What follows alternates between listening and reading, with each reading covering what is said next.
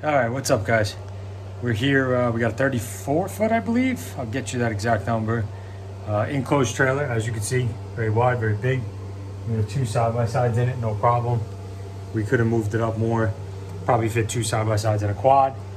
So we're going to go ahead and pull this today with a 2020 6.6 liter gas Chevy 2500 LAT motor.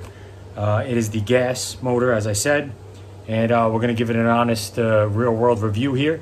And we're going to be pulling it about 4 hours.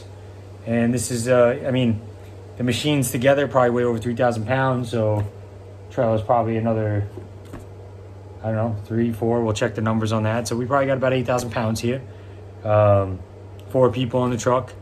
And we're going to go ahead and pull it up to a riding spot. We're going to check it out and we'll let you know how the truck pulls. We'll show you the RPMs. We'll show you the difference in tow haul mode, not tow haul mode. We'll talk about gas mileage, things like that. So we'll get back to you. Stay tuned.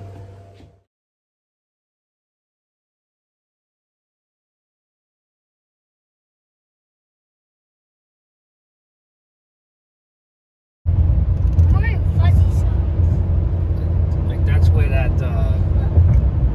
launch controls probably takes care of that problem. Don't mind the kids yelling chips in the back. But we're going up a grade. Subscribe. Over 8,000 pounds. Subscribe to Off-Road Adventure Riders. Saying chips. Chips. Tow haul mode.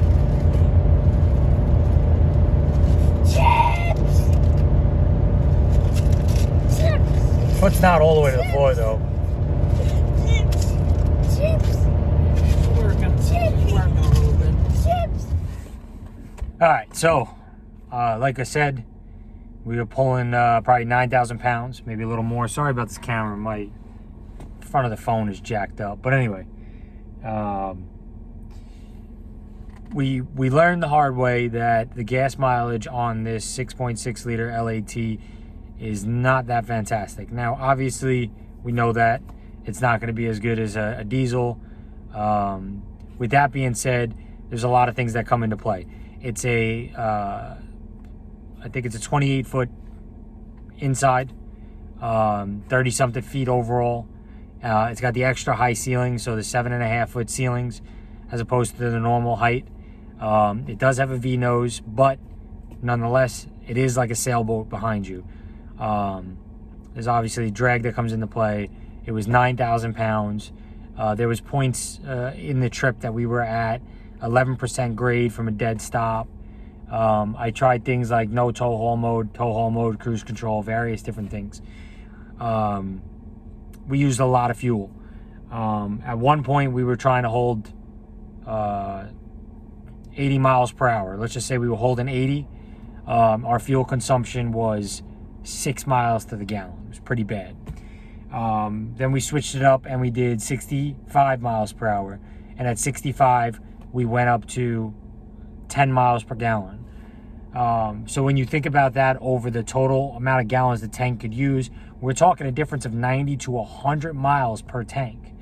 So if I were to keep the truck at 65, I would have got 100 miles further than what I did at 80.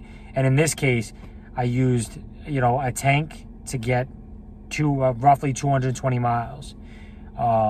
Whereas if I would have kept it at 65 the whole entire duration of the whole trip, I would have probably been able to do it on a tank and a half, maybe a tank and 3/4.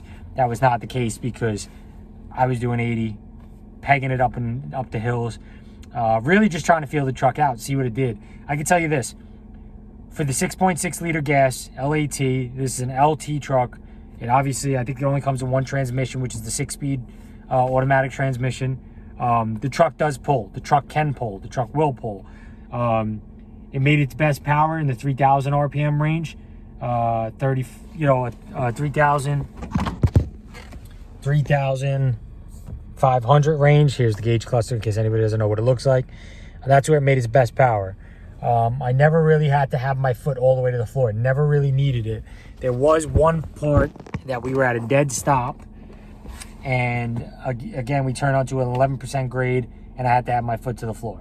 So yeah, that time. But again, you know, you got to think about it logically. A diesel makes its peak torque at 1,200 RPMs. This makes its peak torque at 4,000 RPMs, but it redlines at 5,800.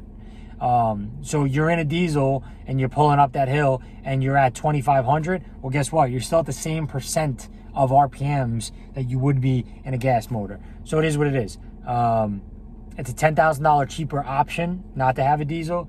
If you're not pulling on a regular basis, I don't see the point in it. This truck pulls, the truck will pulls just fine. The frame, the chassis, the suspension is all the same as a diesel 2,500, yet the gas will have a higher payload just because they take into account the weight of the engine, the weight of transmission with a diesel will lower the actual, you know, payload. Other than that, it's a great truck. You know, low gas mileage in that sense is the only negative. Again, if you drive like a normal person, not like me with your foot hammered down, the gas mileage will be what you expect, and it'll be okay. It'll be tolerable for the 1 month trip, you know, that the average person takes. Especially if you live somewhere that's flat, somewhere that doesn't have many hills, the gas mileage is probably even going to be better than what we saw. Again, we were seeing 10 at 65 miles per hour, and we were seeing 6.2, 6.7 at 80 miles per hour. This was all uphill. Where we live, as soon as we get out, it's nothing but up elevation like this the whole way. So with that being said, guys, if you have any questions, you want to see anything else, you let me know. We'll try to make it happen for you. And let me know what you think.